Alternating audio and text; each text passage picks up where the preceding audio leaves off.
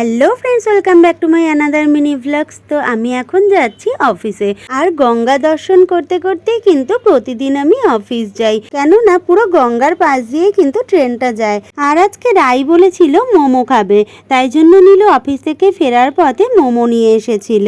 তো আমি রাই নীলু তিনজনে মিলেমিশেই কিন্তু মোমোটা খেয়েছি। আর রাই কিন্তু মোমোর থেকে মোমোর স্যুপটা খেতেই বেশি ভালোবাসে, তাই জন্য ওর স্যুপটা আলাদা রেখেছি আর আমাদেরটা আলাদা নিয়েছি।